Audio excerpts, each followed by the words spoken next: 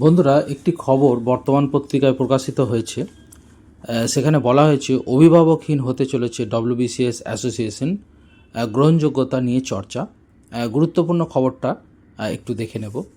রাজ্য প্রশাসনের অত্যন্ত গুরুত্বপূর্ণ একাধিক পদে রয়েছেন ওয়েস্ট বেঙ্গল সিভিল সার্ভিস অফিসাররা, অর্থাৎ ডব্লিউবিসিএস অফিসাররা। পশ্চিমবঙ্গ সরকারের জেলা প্রশাসন থেকে নবান্নের শীর্ষস্তর পর্যন্ত ছড়িয়ে রয়েছে এই ক্যাডারের আমলারা।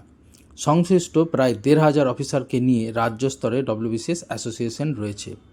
এই ক্যাডার থেকে মূলত কর্মরত অফিসারদের চাকরি সংক্রান্ত ভালো মন্দ দেখাশুনো করে এই সংগঠন। কিন্তু আগামী কিছুদিনের মধ্যেই অভিভাবকহীন হতে চলেছে ডব্লিউবিসিএস অ্যাসোসিয়েশন। কারণ সংগঠনের সাধারণ সম্পাদক শান্তনু মুখোপাধ্যায়ের পদোন্নতি হতে চলেছে। মুখ্যমন্ত্রীর দপ্তরে সিএমওতে কর্মরত এই ডব্লিউবিসিএস অফিসার প্রমোশন পেয়ে প্রমোটি আইএএস অফিসার হতে চলেছেন। ক্যাডার পরিবর্তন হওয়ায় নীতিগতভাবে তিনি আর ওই পদে থাকতে পারবেন না। শনিবার সল্টলেকের এক সরকারি ভবনে শান্তনুবাবুকে বিদায় সংবর্ধনা জানিয়ে দিয়েছেন তার সতীর্থরা। সূত্রের দাবি, অস্থায়ীভাবে শান্তনুবাবুর জায়গায় এক্সিকিউটিভ কমিটির কোনো এক সদস্যকে দায়িত্ব দেওয়া হতে পারে। আগামী দুর্গাপুজোর আগে মুখ্যমন্ত্রীর উপস্থিতিতে অ্যাসোসিয়েশনের সাধারণ সভায় পরবর্তী মনোনীত সাধারণ সম্পাদকের নাম চূড়ান্ত হতে পারে।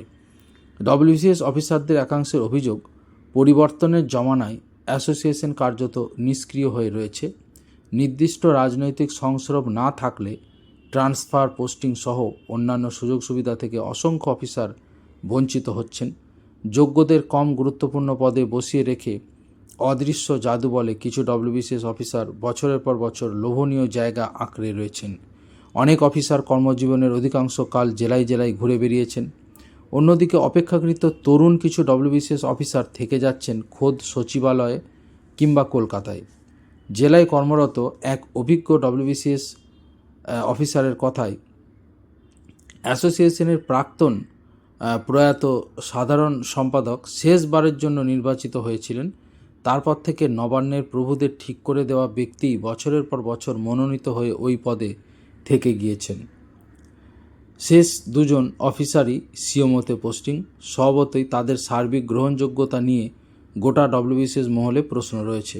তিনি আরও বলেন, এই হতশ্রী দশা কেবল আমাদের ক্যাডারের নয়, আইএএস, আইপিএস কিংবা সাধারণ কর্মী সংগঠনগুলিও ক্ষয়িষ্ণু হয়ে পড়েছে। বিভিন্ন সময় মুখ্যমন্ত্রীর মুখেই ধরা পড়ছে সেই হতাশার সুর। তো বস্তুত বন্ধুরা, দেখতেই পাচ্ছেন আপনারা যে শেষ দিকে কিন্তু হতাশার খবরগুলো, বিভিন্ন যে কর্মচারীদের সংগঠন, সেই সংগঠনগুলোর কিন্তু ক্ষয়িষ্ণু চেহারা নিয়ে কিন্তু প্রতিবেদনে বলা হয়েছে। সেখানে বলা হয়েছে, নবান্নের প্রভুদের ঠিক করে দেওয়া ব্যক্তি বছরের পর বছর মনোনীত হয়ে থেকে যাচ্ছেন ওই পদে, অর্থাৎ বিভিন্ন বড় বড় পোস্টিং তারা পেয়ে যাচ্ছেন। তো এই বিষয়ে কিন্তু এখানে আলোকপাত করা হয়েছে।